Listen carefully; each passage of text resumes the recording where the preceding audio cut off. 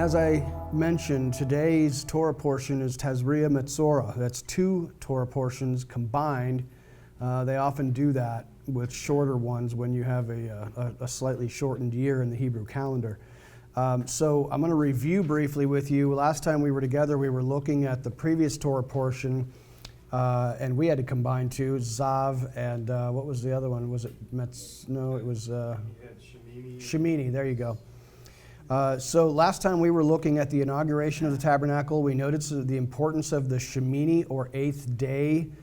You know, it's fascinating as we're continuing to read this Torah portion this week with Tazria Metzora. There's a lot of talk about on the 8th day, and Shemini is a really big concept in this Torah portion as well, and that should tip you off to something unusual. Did you want to say something, Lou? Well, Wait. Hold on, you can't do it without a microphone because we need people to hear you. Thank you so much, Anaya. Go ahead. Well, I was reading today, and you're talking about the 7th day and the 8th day. I was reading about Mary Magdalene going to the grave. That was on the 8th day. Yeah. And that he was gone, Yep. thought. Yep. And then turned around and guess who was there? That's right. And so that was on the 8th day, and what we're talking about, the 7 days and then the 8th day, and always on the 8th day something really good happens. Right. Yeah, so you know the text, thank you for pointing that out, Lou, that's awesome. You know, the text of that passage, either in Luke or John or wherever, will tell you that on the first day of the week this happened. And that's fine, but remember it's really an 8th day, especially for Yom HaBikurim, where Yeshua is resurrected and, comes forth from the grave. That's a really important thing. So, the Shemini, or 8th cycle, is really important, especially in that passage. But I was surprised at how much mention of on the 8th day you'll do this, and on the 8th day you'll do that in this Torah portion. So it's all over the place, and it just really awakened my mind to all the things we had been talking about regarding 8th day celebrations. So we also made some observations last week about the food laws in the Torah. And so there's your review of what we dealt with last week. Now, this week we have some cleansing rituals after childbirth. We have all kinds of gross stuff that is unclean. A couple of really powerful things just struck me, and I'll just say this as a little bit of an opening statement for this Torah portion. If you read it, it's fairly long. There are 2 chapters in here that are like 60 verses long. It's pretty complex, and it's also it's very complex. As you're reading these 2 chapters that are rather lengthy, you're talking about diagnoses of what sounds like medical conditions. If you see this, if you see that, then what if this happens, then do this. And it's like a rather long diagnosis, and it's very complex. But there's also a lot of things in there that are very uncomfortable to think about and to read about. But what astonished me in thinking about this, and I did not come up with this, but Grant Luton actually made me think about this, was he said that the priests, after they have been inaugurated for this 7-day period, and on the 8th day, they are elevated to a supreme closeness with our Father. I mean, right there in the Holy of Holies, okay? They're just that close to our Father. And in the very next chapter, they're getting down into the depths, the lowest of the low, with the lepers, the outcasts of society. And so they're from soaring heights to the depths of the gutter with those who are afflicted in the worst possible way.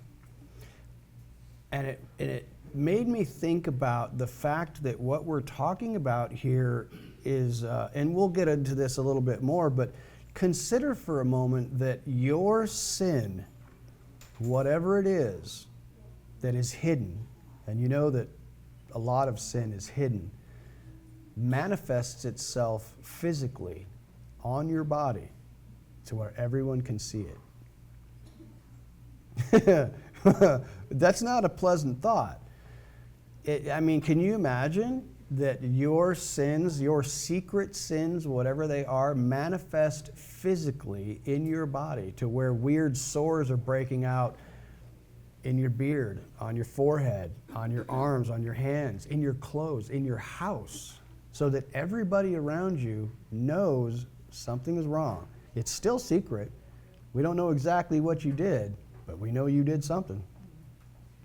That's horrifying and astonishing. Okay? So consider that as we talk about and read through some of this stuff. This is also, as I mentioned previously, when you start seeing mentions of the 8th day and Shemini, this concept of a renewed start at the end of a 7-period, a cycle of 7s, there's mysterious and mystical things happening there. The fact that you're seeing some of these weird purification rituals in chapter 14 especially keys you in on some very important stuff, that this is highly, highly unusual. And we'll talk about that in a few minutes. But what I want to start with is right in Leviticus chapter 12. I apologize, I think I said 13. Back up just a little bit to Leviticus chapter 12 and verse 6. I want to read just a short portion for you from this one passage so that we can talk a little bit about this. So here is what it says in Leviticus chapter 12, verse 6. When her, that is the woman who has just given birth, when her days of purification are complete, and there are various days of purification depending upon whether she has given birth to a male or a female child, she is to bring to the priest at the entrance to the tent of meeting a year-old male lamb for a burnt offering and a young pigeon or a turtle dove for a sin offering. He will present them before Yah and make atonement on her behalf. She will be clean from her discharge of blood from the childbirth. This is the law for a woman giving birth, whether to a male or a female. And we also know from going back in this passage that if a woman was poor, she could bring 2 turtle doves or pigeons, not a year-old lamb, as we see in the birth narrative of Yeshua himself, where Mary brought 2 birds because she was poor. She could not afford a year-old male lamb and a young pigeon. So the questions that come to my mind here as we're talking about this is, why do we have a sin offering? And that's literally what it says here, a turtle dove for a sin offering. That is a chatat. We talked about that previously. It is sometimes translated as a purification offering, and I think that's a decent translation. But why do you imagine in your mind is this woman needing a sin offering? Did she sin in giving birth to a child? Why does she need to be purified after having given birth? Now that's a strange situation. In the Psalms, David says, "In sin I was conceived," so that is a very common conception regarding one of the Psalms where David says, "I was conceived in sin." My mother conceived me in sin. Some rabbinical sources claim that actually indicates that David was an illegitimate love child or something, that he was not a legitimate child. I don't know. And if you saw this Amazon Prime series that got put out with House of David, it was a great show. I thought it was quite good. The show based itself on that premise, that he was a bastard child or something because of that passage. And I don't know, that's a good question. But is it sin to have sex? Not that I'm aware of. God says, go forth and multiply, and everything I've understood is sex is a wonderful, beautiful thing. There's nothing sinful about it. Now, you can tweak it and make it sinful, like anything that our Father has created. You can twist it and make it sinful, but that doesn't mean that the act of sex and childbirth is sinful in some way. And I think that that's looking at the surface level. And there's very good reason to do that. Just wondering for ourselves, is that some kind of a sin? She's not sinning and giving birth to the child. And I can't conceive of having sex with your wife and creating a child as sinful. So I began to wonder. Now, we do want to recognize that in Leviticus 12:4, it does say, so that it says that she should not touch anything holy, and that she cannot enter the sanctuary. Now, we do know that from this issue of blood, whether from menstruation or from childbirth, that she is in a ritually impure state. Now, you can be in all kinds of ritually impure states, but not sin. You know, if someone in your family dies and you need to touch a dead body, you are now ritually impure. But have you sinned? No, you have not. You might come into contact with an animal carcass of an unclean animal that has died and become ritually impure. But have you sinned? No, you have not. What is the idea? What is the idea in your mind about why perhaps a person has become ritually unclean by coming into contact with dead things or something? Brett, would you hand that back to Lonnie? I can see him waving his arms frantically back there. Thank you, Lonnie. I look to James 5:15, where this is a ritual of probable sin taking place during that time, and now you need to be purified. So it just covers all possibilities. You have to do the sin offering just in case you have. And in James 5:15, you go through the process of prayer and making a vow and so on. And then if you have sinned, you will be forgiven. Interesting. Even though you may not have.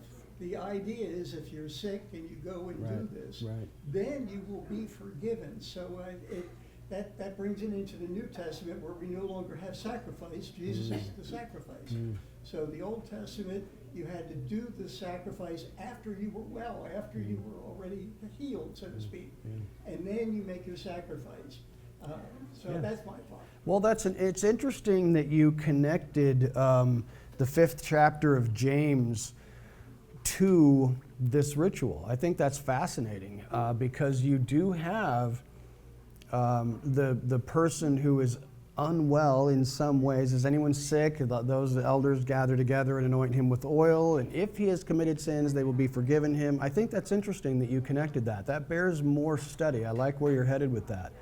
David, would you like to pipe in a little bit? Yeah, my mind immediately goes to Jesus, Yeshua, saying, it's not what goes in your body that defiles you, but what comes out of your body. Sure. Whether that's different types of things that are covered in this chapter, and I'll leave it alone. Yeah, no, I think that's a good insight. Thank you, David. I also consider that there is an aspect of this ritual impurity that creates in my mind an idea that what we're actually doing when we are becoming ritually impure and defiled, and we can no longer remember, this is all about approaching our Father's physical presence. That's a key thing here. And in fact, we're going to talk a little bit more about that in a few minutes. A human being drawing close physically to the spiritually manifested presence of our Father is really key to all of this. Okay, so here's what I want to bring to your attention. That's number one. Number two is all of the things that can defile you give you what I would call a brush with death. A brush with death. Whether it's blood, whether it's feces, whether it's touching a dead body, touching a dead animal. You're coming into close proximity with death somehow taints you with a whiff of death. Like a woman who is menstruating, she has taken a potential life, and has flushed it. That's a little bit of death. It's a little tiny fragment of death. And she has had a brush with death. The same for a man with a seminal emission of any kind, whether it's nocturnal or otherwise. That is a potential life that is gone. It's a tiny brush with death, touching a dead body. All of these things. Now, I began to also consider, what is it about giving birth to a child? Is it a bloody mess? Of course it is. Yes, it is. But what's also interesting is we know, and this is going to sound terrible since I have a daughter-in-law who's about to give birth in just a couple of weeks, but you know, you're giving birth to a live child, but every child is born spiritually dead. You recognize that, right? Every child since Adam and Eve is born spiritually dead. They are animals when they come out of the womb. They are a bundle of me, me, me, me, me. I have zero concern about you, period. Feed me, change my diaper, give me everything I want, or I will freak out. That's an animal, okay? You can see it. They're cute as a button, and I think God created them like that for a reason. Because if they were not as cute as a button, you'd get sick of them quick, because they're very demanding. But consider that this is also a brush with death. And that also makes me wonder if this is a pre-shadowing of the need for a sacrificial offering for every life that is born, tied into the Messiah Yeshua, as him obviously being the sacrificial offering. Now, what's fascinating, and this is most directly tied to the red heifer offering, because the book of Hebrews, which is the most in-depth discussion that we have regarding how Messiah Yeshua, his sacrifice, fulfills in some way the sacrificial system. But I personally think you have to be very, very careful with that, because most of the discussion in the book of Hebrews is not about Yeshua's sacrifice replacing the sacrificial system at all. It's about Yeshua becoming a more perfect high priest than anybody from the family of Aaron. It has very little, if anything, to do with Yeshua's sacrificing, displacing the sacrificial system. It has almost nothing to do with it.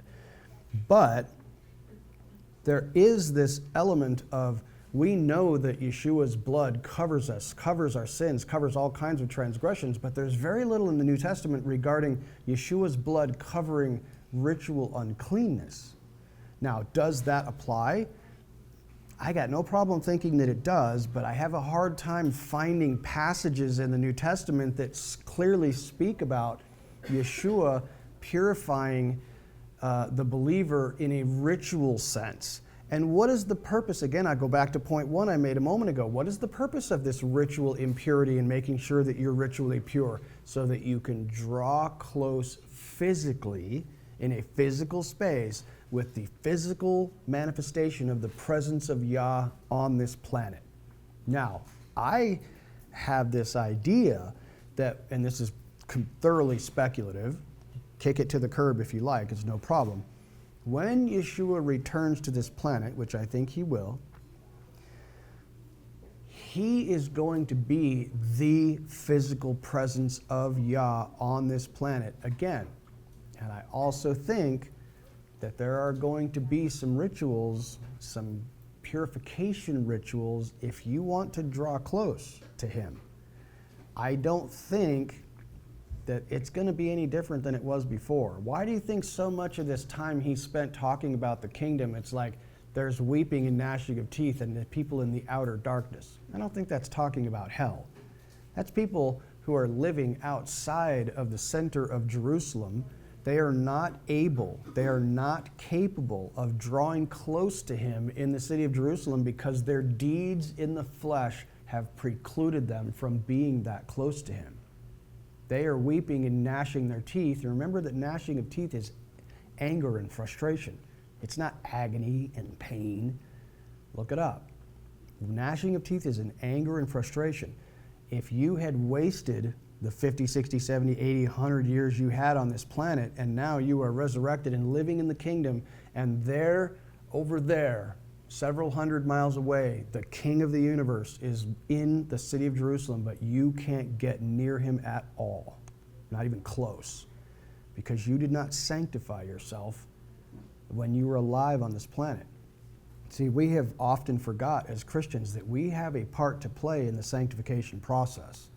He tells you very clearly, look, I will purify you by the blood of the Lamb to take away all your transgressions and ritual impurity probably. But now I take you and I present you to the world fresh and clean and as bright as snow. Don't walk in the mud because you're going to get dirty. Now, as often as you walk in the mud and you come back to me and you say, I'm so sorry, I stepped in the mud. I need you to, can you wash me? 100%. I will wash you. Whoever is, he is righteous to forgive us if we ask for forgiveness, right?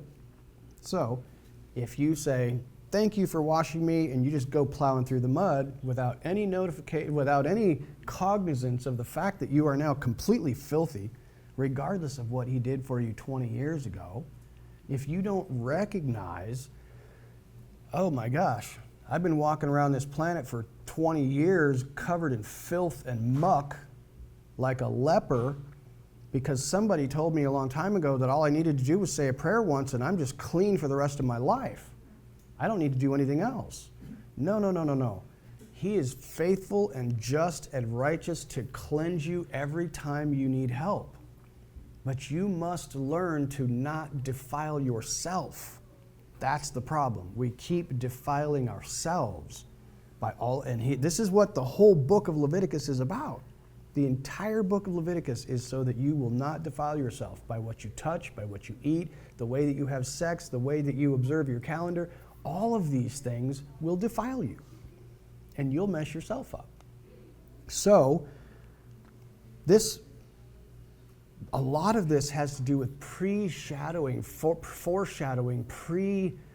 like a precognition of the Messiah Yeshua, both his first coming and his second coming. So keep that in mind as we go forward a little bit. Now I want to read something else to you, but before we read this next section, I want to talk to you briefly about leprosy, because there's a lot in here about leprosy.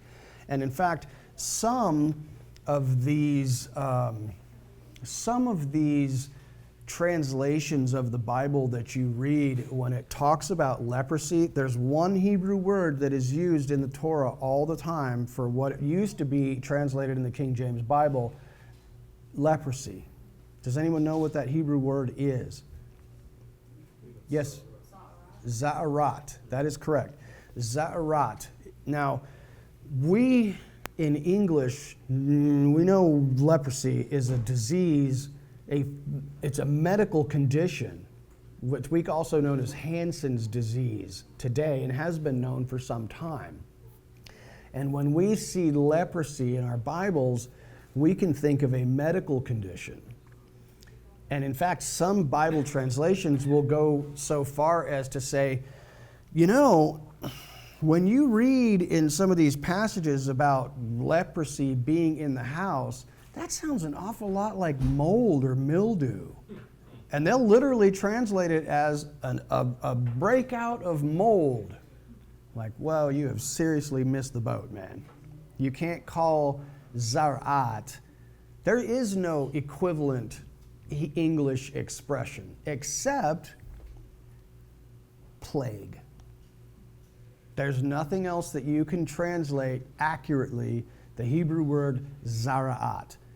Leprosy is not a good word because that's a medical condition that we all know about. The Bible is not talking about a medical condition at all. It's not talking about a skin disease. It's not talking about mold, mildew, scabies, flesh-eating bacteria. It ain't talking about none of that stuff. Plague is the only adequate English word that translates Zara'at. But even that It's a little troublesome because when we think of plague, that might be kind of nebulous in your mind too. Well, when have we heard about plagues? Well, when have you heard about plagues? When's the first time you heard about a plague? Huh? Bubonic. Oh, no, I'm talking about in the Bible, not the bubonic plague from the Middle Ages. But when is when? Huh? During the Exodus. During the Exodus, yes. So there were how many plagues during the Exodus? 10. Okay. And were they normal manifestations of normal everyday stuff? Well, not totally. No, I want you to consider that could there be a situation where there's just too many frogs in the Nile River? Sure. There could be some weird biological, thing that happens, some weird twist of fate with science or something that causes too many frogs one particular year. But what you'll notice about the plagues in Egypt is that many of them could have a scientific. Can locusts just appear out of nowhere? Yes. But what we understand from studying that text is, yes, this could be scientifically explained if it wasn't so massive and unprecedented. And the fact that it just keeps happening over and over and over and over and over. It could be explained naturally, except it's not even close. So in the sense that leprosy is a plague, well, it's like it's something on your skin. Or it's something in your hair. It's something on your clothes. It's something in the walls of your house. We've seen other things kind of like this. Maybe mold, maybe scabies or a rash or something like that. But this is different. This is spiritually caused. This is caused directly by the finger of God. In fact, he will say in the text here on a couple of occasions, when I cause a plague of leprosy. So this is not, I want you to get out of your mind entirely, in any way, shape, or form, this is not a medical condition. This is a spiritual condition. When I started this conversation, I said, imagine that you are wearing your sin on your body, in your clothing. This is the mark, a finger of God saying, I need to, what do you think it's going to do to you? What do we hope that it's going to do to you? If Father takes notice of you and says, sir, I perceive that you have a problem. You've not been getting the subtle hints that I've been giving you about this problem, so I'm going to use a slightly larger stick. I'm going to place a mark upon you. I hope you'll catch it early. I hope you'll recognize what I'm doing for you, not to you, for you. What am I trying to do? I'm trying to humble you. Absolutely. I'm trying to get you to recognize that you have a problem. But if you flat out refuse to acknowledge it, and you refuse. Well, how were you hearing him a minute ago? Sorry, if you flat out refuse to acknowledge it, we can make this thing grow for you and spread. In fact, you can refuse to acknowledge it so long that it'll just stay there. And you see, when you're reading this passage, what is the result of having this happen to you? A whole bunch of bad stuff. You are a social pariah. You can't go to the temple. You can no longer draw near to Father at all. You can't be in the community. How close is this? Look at 1 Corinthians chapter 9, verse 4. Brethren, when I was talking to you about not hanging out with, I wasn't talking about people in the world. I was talking about a brother, a so-called brother who does A, B, and C. That's not a brother. Don't even eat with such a person. You must put that person aside. That person, that sinner who refuses to repent, must be quarantined because they will cause damage to everyone in the community. Consider this. A person who has a small spot of leprosy is unclean. But a person who is completely covered in leprosy is now clean? Did you read that? Well, when they turn white. Okay, but that literally means that your whole body has turned white. I was thinking Yeshua. He was completely ripped up and whole body turned to white. Okay, that is an interesting parallel to consider. Yeshua's body. And he bore all our sins. He bore all our sins. But now consider this, though. It seems like the Torah is telling us that if it's breaking out here and there, you're definitely unclean. But there's a certain point when it covers your entire body and turns a different color where it's very obvious that something's wrong with you, but you're now clean.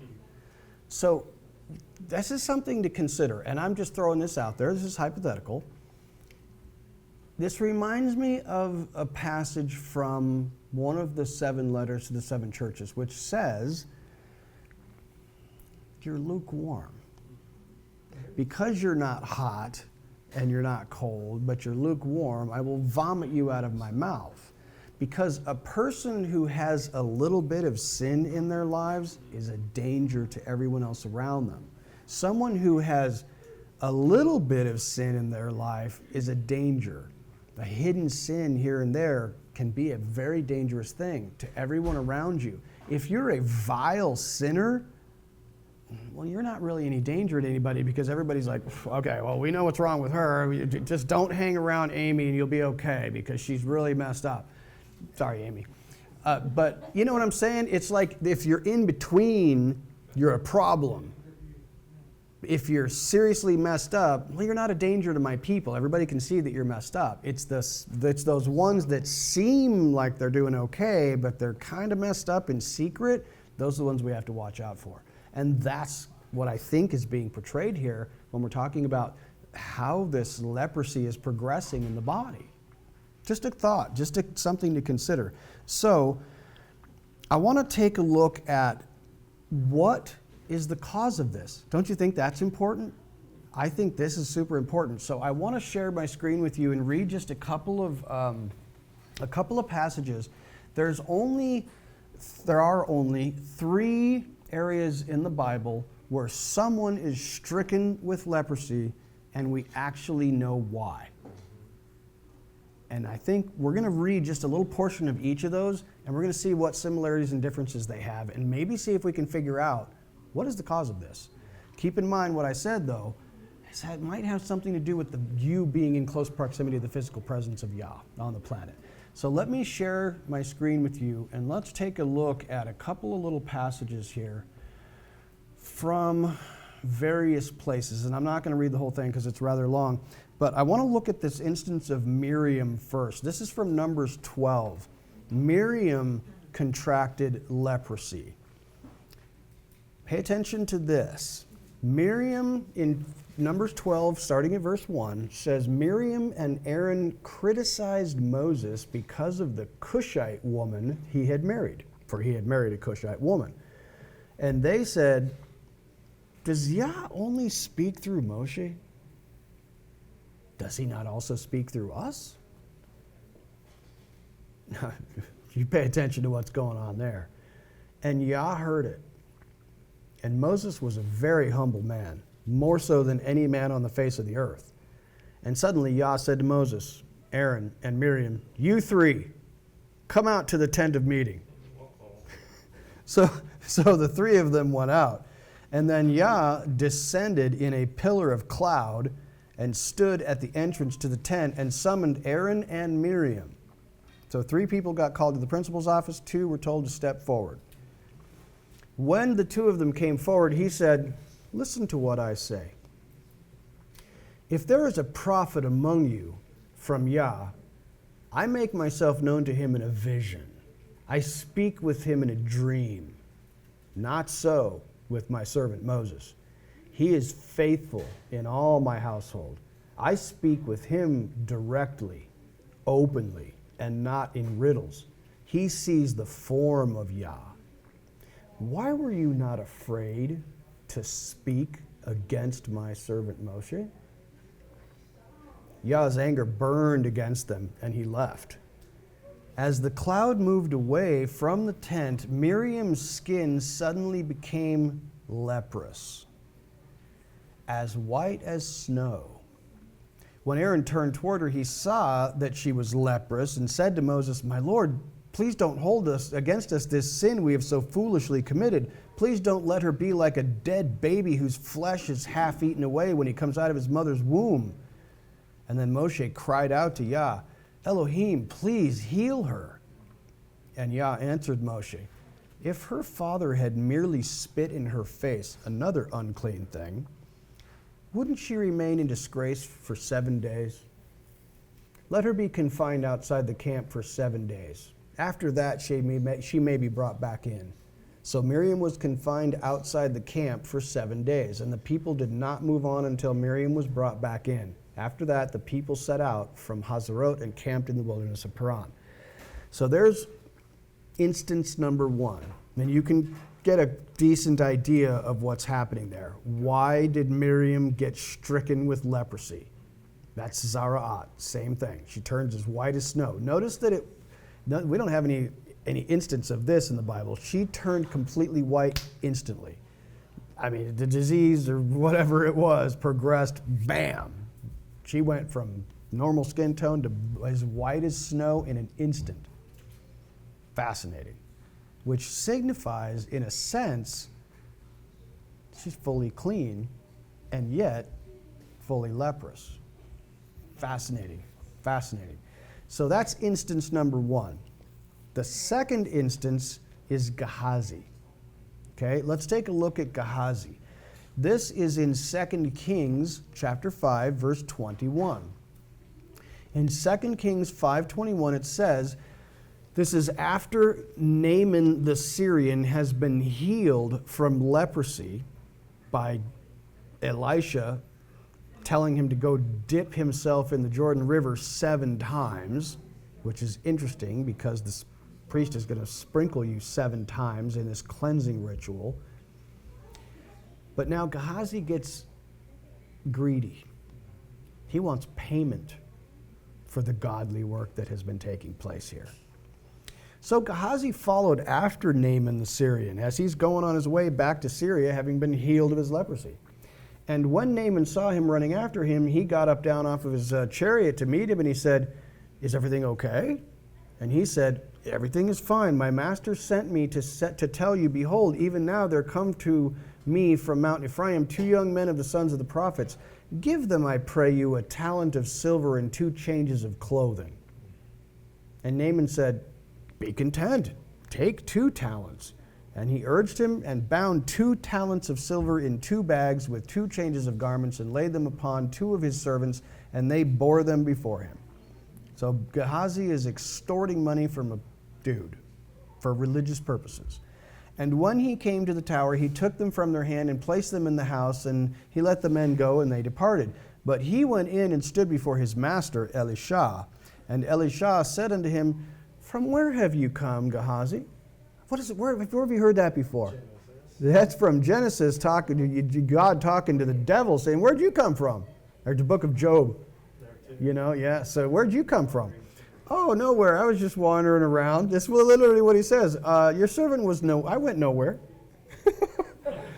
And he said to him, did my spirit not go with you when the man turned again from his chariot to meet you? Is it a time to receive money and to receive garments and olive groves and vineyards and sheep and oxen and men servants and maid servants? The leprosy therefore of Naaman shall cleave to you and to your seed forever. And he went out from his presence a leper as white as snow. Now this one is a little bit different. This one has to do with this is like a televangelist kind of thing, where we're going on TBN and saying, give me your money and I'll give you a healing. So tie those 2 things together, okay? Now let's move on to the third one and see if we can start to connect some interesting things here. The next one is Uzziah, the king of Israel, and that is from 2 Chronicles chapter 26. You can make a note of that. 2 Chronicles 26 says, when Uzziah became strong as the king, he grew arrogant, and it led to his own destruction. He acted unfaithfully against Yah his Elohim by going into Yah's sanctuary to burn incense on the incense altar. Azariah the priest, along with 80 brave priests of Yah, went in after him, and they took their stand against King Uzziah and said, Uzziah, you have no right to offer incense to Yah. Only the consecrated priests, the descendants of Aaron, have the right to offer incense. Leave the sanctuary, for you have acted unfaithfully. You will not receive honor from Yah, Elohim. And Uzziah, with a fire pan in his hand to offer incense, was enraged. But when he became enraged with the priests in the presence of the priests in Yah's temple beside the altar of incense, leprosy broke out on his forehead. Then Azariah the chief priest and all the priests turned to him and saw that he was leprous on his forehead, and they rushed him out of there. We got a leper in the Holy of Holies, offering incense on the golden altar. He himself also hurried to get out of there because Yah had afflicted him. So King Uzziah was diseased to the time of his death. He lived in quarantine with leprosy and was excluded from access to Yah's temple, while his son Jotham was over the king's household, governing the people of the land. And now the prophet Isaiah, the son of Amos, wrote about the rest of the events of Uzziah's reign from the beginning to end. And Uzziah rested with his fathers, and he was buried with his fathers in the burial ground of the king's cemetery, for they said, he has leprosy. He was not given a place of honorable burial because he had leprosy. His son Jotham became king in his place. So there are the three examples in the Torah, not the Torah, but the Tanakh, of where someone is stricken with leprosy and we're told why. What do you notice about each one of these instances? What's tying them all together? Usurping priestly authority. It seems to be usurping authority is a big one. It definitely does. Speaking again. Speaking against Yah's servant. It occurs to me in the broadest sense that leprosy seems to be like a religious plague. It's something religious, if I can use that term loosely. It's like Miriam and Aaron are trying to usurp the authority of a prophet of Yah. Okay? Gehazi is trying to use his position as a servant of Yah for his own personal gain. And Uzziah is trying to usurp authority that does not belong to him. But it's all religious in some way. This is not a sin against a brother, except for in the sense of talking against Moses. But Yah seems to suggest, yeah, I ain't concerned about my servant Moses. He's humble. It's like it doesn't bother. Yeah, thank you. He's got the microphone over there. Lonnie does. It's almost like Yah is saying, I'm not so concerned about my servant Moses that you're talking trash about him. He's so humble, he doesn't care if you talk trash about him. I care that you're talking trash about him. He's my servant and he's faithful. He's so humble that he doesn't even care if you throw him under the bus. That's what a humble person does. They don't take offense when you kick them and talk trash about them.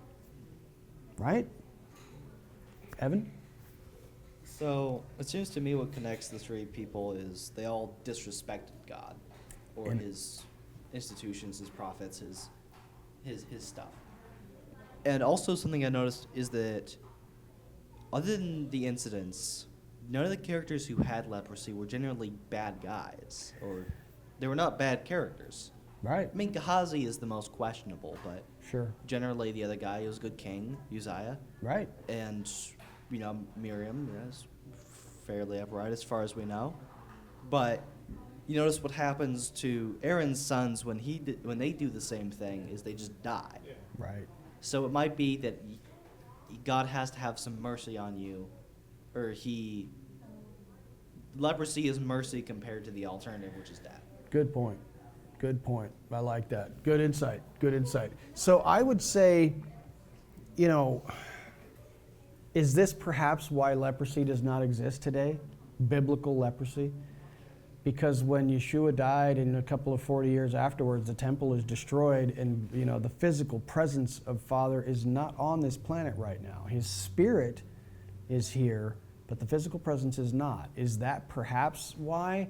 I don't know. It ties together in some interesting way that I'm not quite able to put my finger on, but each of these sins that we're reading about here, something about religious authority. Most rabbinic sources will tell you that when it comes to leprosy, it most closely associated with lashon hara, evil speech. Evil speech.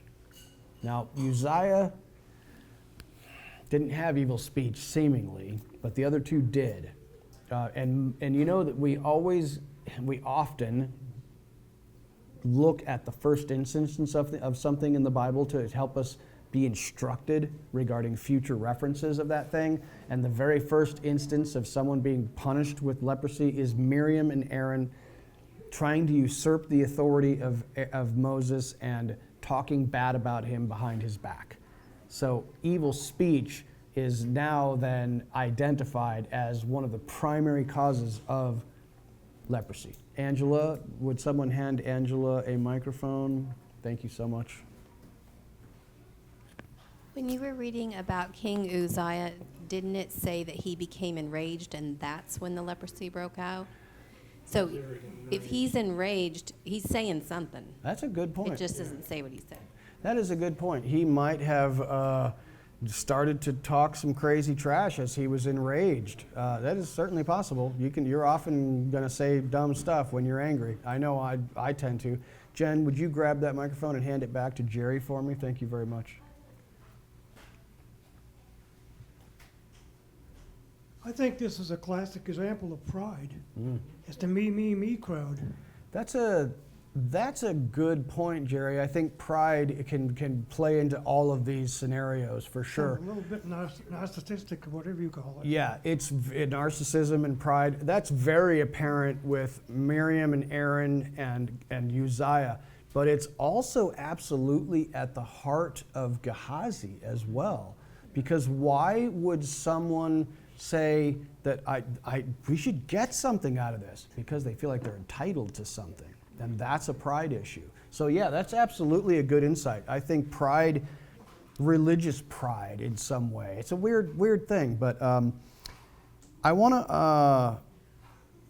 to make a couple of observations, and then I'm going to wrap this up because I've had you too long as it is. I apologize for testing your patience, but I want to just make a couple of observations about this diagnosis and treatment of this thing, because there is no treatment. This is not treatable in any way, shape, or form. The texts that we have are simply for two things. It's before and after. There is nothing in between. I need to determine, do you have this plague? So there's a big chapter about how to identify when someone actually has it. And once you identify that they have it, notice this, only the priest can determine whether you have it or not. It is entirely up to his judgment. Remember Yeshua. Every time I say something in this little discussion right here, remember Yeshua.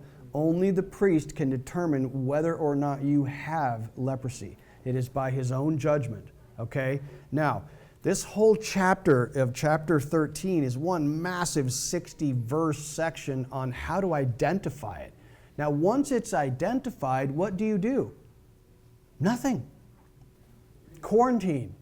There's nothing we can do for you. I cannot give you a balm, an ointment. I can't put oil on you and pray for you. It's not going to do anything. This is a spiritual condition that was miraculously given, and it is a spiritual condition that can only be miraculously healed. Now, we have a whole series of rituals for what happens when someone is healed. If someone is healed, we have a whole bunch of things that we're supposed to do to basically say, wow, okay, you've been healed. We're going to go through a series of rituals with red string and cedar and blood and oil, and this is reminiscent of the sanctification of a high priest. We got a little oil on the right ear and on the thumb and on the toe, and some blood on the ear and on the thumb and on the toe. This is like sanctification of a high priest. This cleansing, ritual cleansing of a leper who has already been healed. We're not healing him at all. He's already been healed.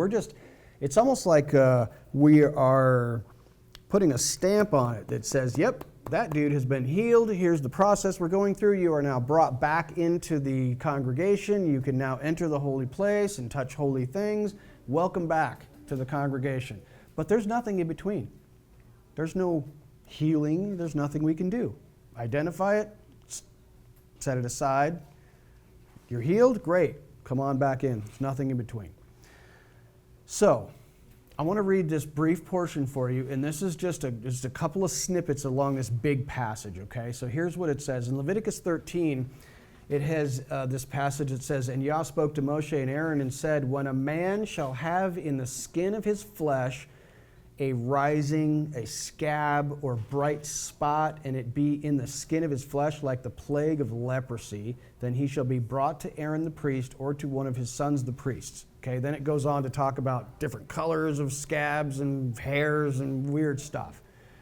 Now, in verse 47, it says, "If a fabric is leprous, in wool or linen fabric, in the warp, the threads going this way, or the woof, the threads going this way, of linen or wool, or in leather or anything made of leather, and if the contamination, the leprosy, is green or red in the fabric, the leather, the warp, the woof, or any leather article, it is leprosy and is to be shown to the priest." So we have it's in your body, it's in your clothing, and in 14:34, "When you enter the land of Canaan that I am giving you as a possession, and I place leprosy in a house in the land that you possess, and the owner of the house is to come and tell the priest, 'Seems to me that there's a plague of leprosy in my house.'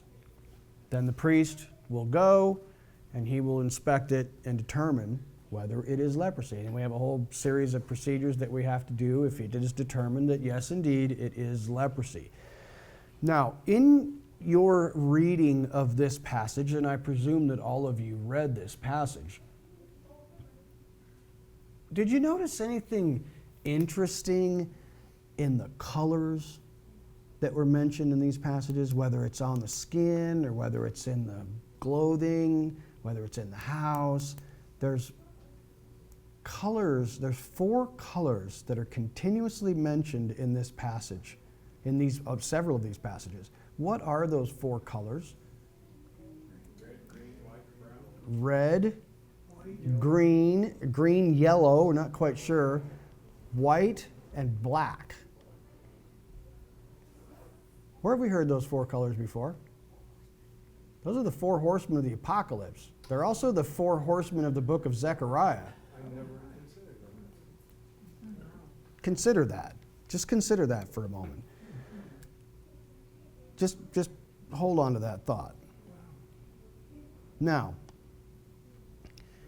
if a person is healed, the priest shall perform an elaborate ritual. The ritual is only to quantify that a healing has taken place.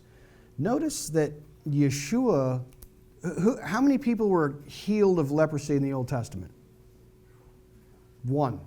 Naaman, the Syrian, that's it. Now consider, well, Miriam, that's a great question. Was she healed? Moses himself. Moses himself, notice what it says. This was just a sign. It's like he's showing them a trick, okay? This is the trick that you're going to show the Israelites. Put your hand in, and it turns white. Nothing up my sleeve. And then you put it back in, and it's normal again. But what does it say about Miriam? It doesn't say that her skin went back to the original color. It says she was white as snow. She will be outside the camp for 7 days, and then she'll be allowed back in. We don't know that her skin was changed back to the original color. It doesn't say that. It doesn't say that she was healed. It just says she must be outside the camp for 7 days. Now remember, we also had this section in here that was talking about when a person has been completely covered, they're actually clean. But did she bear in her flesh the mark of her sin? She might have. She might have. I don't know. It's interesting to speculate. However, consider this. Naaman, as far as we know, because this says that Naaman went into the Jordan River 7 times and his skin came out like a baby. When he came out of that river the 7th time, his skin was refreshed like that of a baby. Fountain of youth. So that's the only time in the Old Testament that we're aware of. And in fact, Yeshua said that to somebody. I don't remember who it was, probably the Pharisees or somebody. He said, how many lepers were healed in Israel? None, except a foreigner. Now, there's probably a prophetic thing in that statement as well. They wanted to stone him when he said, no one was healed of leprosy in Israel except a foreigner. Okay? Now, Yeshua healed how many lepers? Well, we're not totally sure, but we know that he healed 10 of them in one fell swoop at one time. And what did he tell them? Go to the priest for what reason? To be declared. Well, they were already healed by him, but he said as a witness to them. Go to the priests and show yourself to them as a witness to them. What is this witness to them? What are they witnessing? What is he witnessing about? What are these 10 lepers witnessing? The Messiah, or the foretelling of the Messiah. Yes, something very special is happening here because there's never been an Israelite that has been healed of leprosy. So 10 lepers. And you remember, if you've listened to that message from Halisa Alewine about thankfulness, how many of those lepers turned around and bowed down at his feet and said thank you? 1. 10% of us are generally going to be thankful and grateful. The other 9 are not. They're just going to go on their way and go, well, of course he healed me. Why wouldn't he heal me?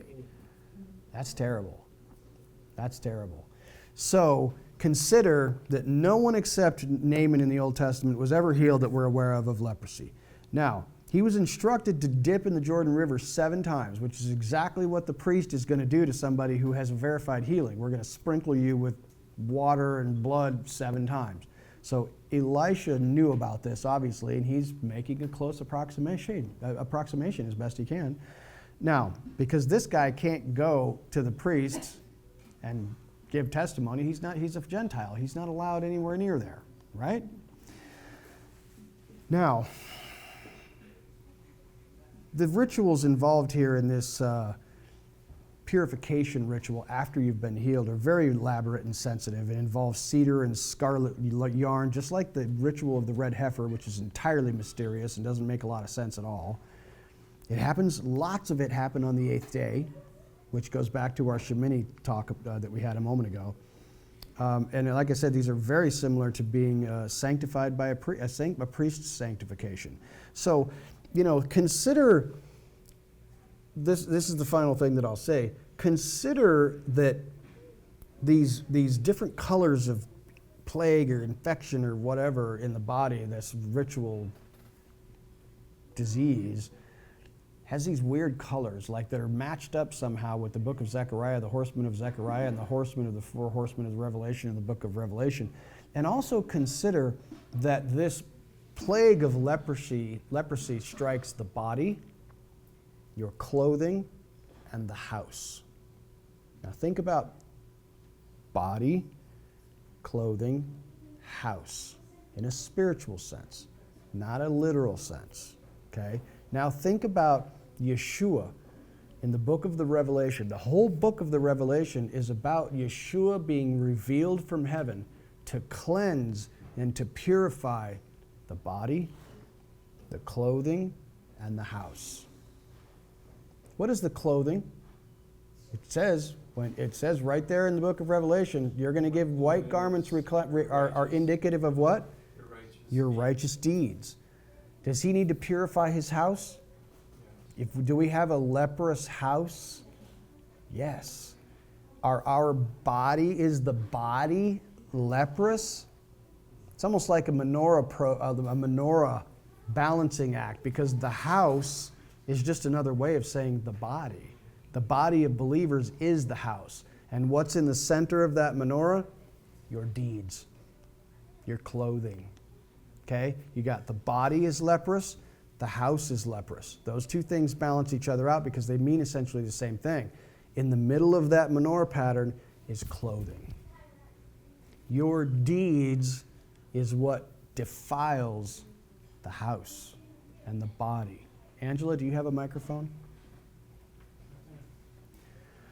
Thank you.